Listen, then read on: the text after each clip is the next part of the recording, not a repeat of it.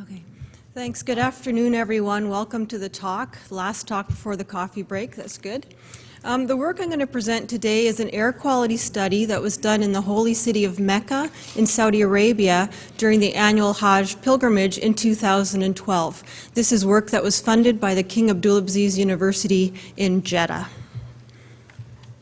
Okay, so just to quickly set the stage, Mecca, or Saudi Arabia, it lies in a region of the world that already experiences poor air quality. And you can see that here in these satellite images showing surface ozone in the brown, and then the city of Mecca lying within that region of high air pollution.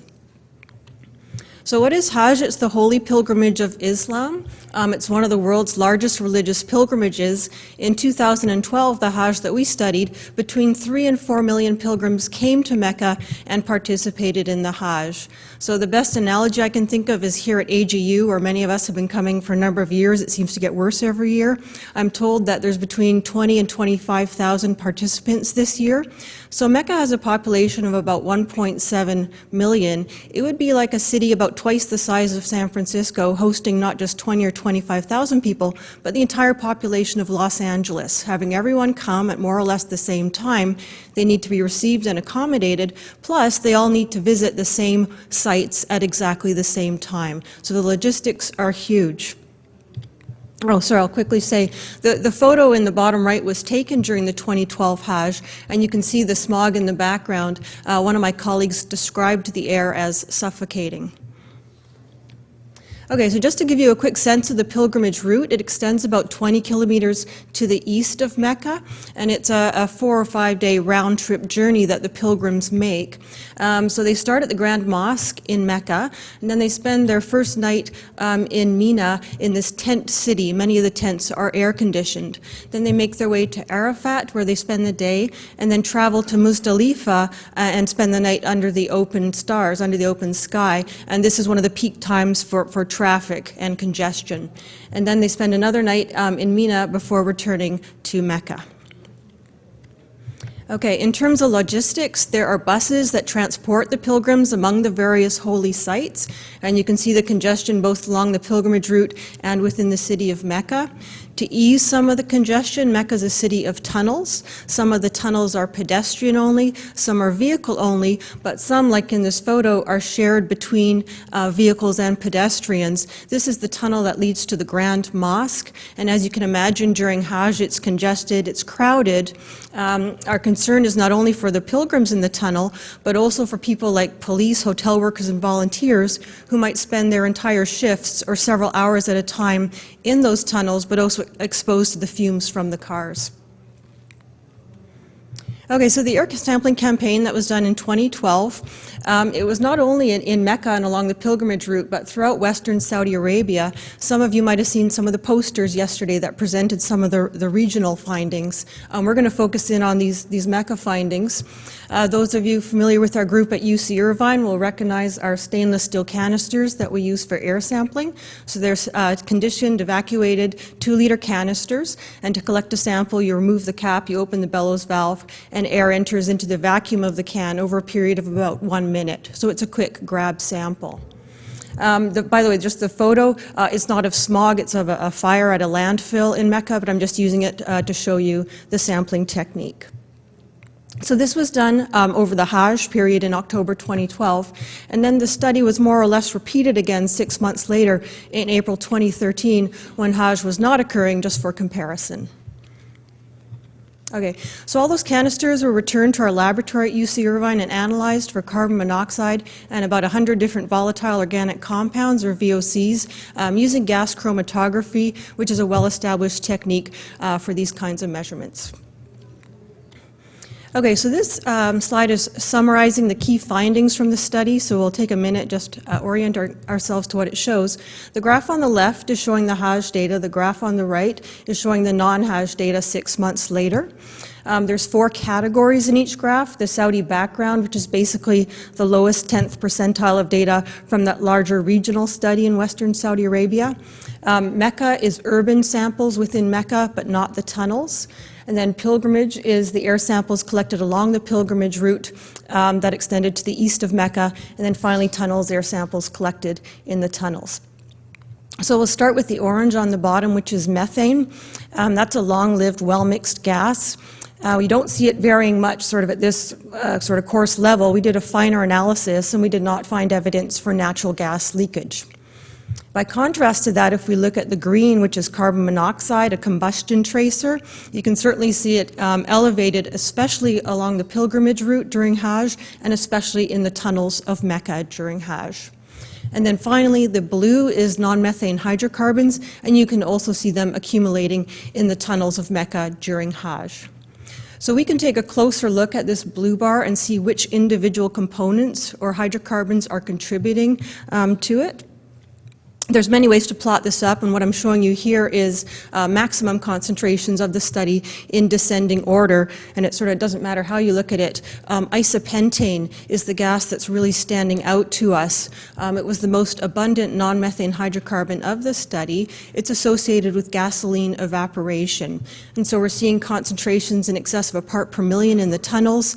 On average in Mecca, 42 parts per billion, so well in excess of the local or regional background. Other compounds that stood out to us were the CFC replacement compounds used as refrigerants or in air conditioning. For example, HCFC-22, its peak concentrations weren't in the tunnels, but along the pilgrimage route. And you can see concentrations, 106 parts per billion, very much in excess of the background concentrations.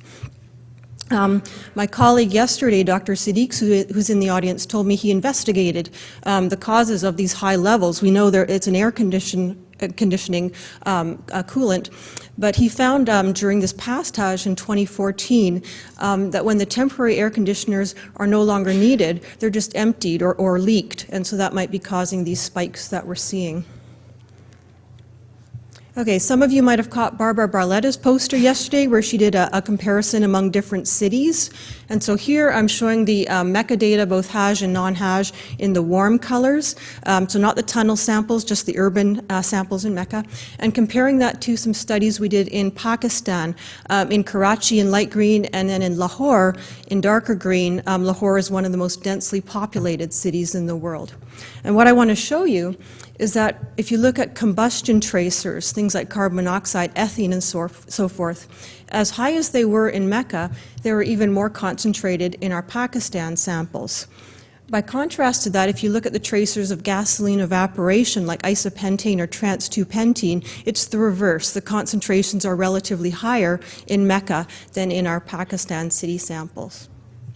So it's just showing the relative strength of that gasoline evaporation source in Saudi Arabia. So what does this mean in terms of impacts on air quality? We did some calculations. I'm just going to sort of jump to the answers. What we're finding is that in terms of the compounds that we measured and their potential to form ozone or smog, it's not just the combustion tracers like CO that are contributing, it's also the gasoline evaporation tracers like the pentenes and so forth. So what that's suggesting to us is if you want to reduce emissions, you need to look at not only the combustion or combustive fossil fuel sources like vehicle exhaust, but also the evaporative fossil fuel sources like gasoline evaporation. And then in terms of improving air quality, we're recommending that in addition to the VOC measurements, you also need to measure nitrogen oxides to fully understand Mecca's oxidative environment, and that would be a good goal for a next study. And then finishing up with impacts on human health. Again, the largest concentrations of the study were measured in the tunnels of Mecca, bearing in mind that the air samples that we collected were a 1-minute average, and I'm showing you or comparing here to 30-minute exposure guidelines, so it's not quite apples and apples.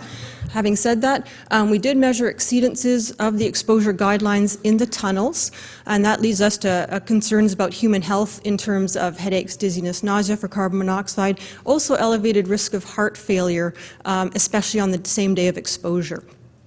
So once again, our concern isn't only for the pilgrims in the tunnels, but the people like the police and so forth who are spending extended time in the tunnels being exposed to those high levels of pollutants. For benzene, on the short term, it causes narcosis. In the long term, it's a well-known carcinogen that causes leukemia. And our concern here is we're seeing exceedances not only in the tunnels, but also along the pilgrimage route, and also even in urban spaces of Mecca. Why are benzene levels so high? We believe it's because the Saudi gasoline formulation is relatively benzene rich. And I understand that the Saudi government is working to reduce the benzene content in its gasoline down to 1%.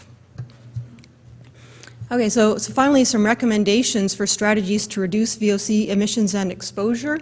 Again, recommending reducing the benzene content in the Saudi gasoline formulation. Secondly, using catalytic converters. My colleague tells me that even when cars are imported from the United States, they don't have catalytic converters. Sort of hand in hand with that is establishing vehicle emission standards. Finally, we're suggesting separating out tunnels as being either pedestrian only or vehicle only, but not both together. In terms of the gasoline evaporation source that we mentioned, establish vapor fuel recovery. For example, those rubber rings around the nozzle, like we do here in North America, to reduce fumes and exposure. In terms of strengthening air quality monitoring, we're suggesting not only throughout Mecca and in Saudi Arabia, but especially focusing on peak times, such as Hajj and Ramadan, and peak places, such as the tunnels. And again, I understand from my colleagues that in the past few months, the Saudi government has worked or established a task force to improve the ventilation in the tunnels, and has also established or implemented a number of carbon monoxide sensors in the tunnels. So I think with that, I'm going to finish. Thank you for your attention.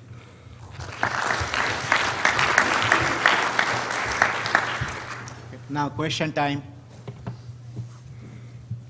I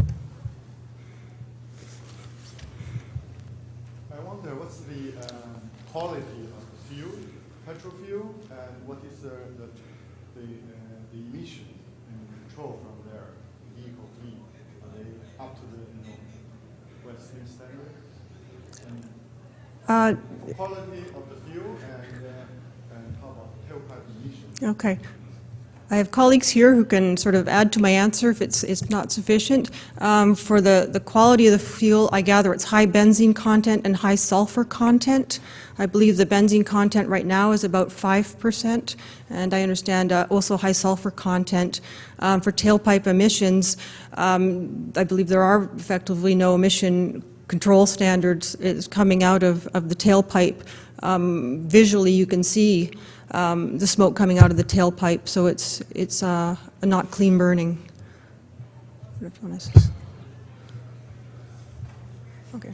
I do have one question. So if you have the concentration, if you compare your concentration with Lahore concentrations, so how does it look like? Is it more than Lahore or less than Lahore? So it varies by compound. Yeah. Compound concentration. Compound concentration. So Yeah. some compounds, like carbon monoxide, are less than in Lahore on average, and other compounds like gasoline evaporation tracers like isopentane are higher than in Lahore. How is it about benzene, toluene, xylene, aromatics? Benzene, again, compared to, say, a city like Beijing, benzene in Mecca is higher. Compared to a city like Lahore, it's lower. But it's on the higher end, in the higher range, in comparison to other cities. Compounds. It depends on the compound, yes. Yeah.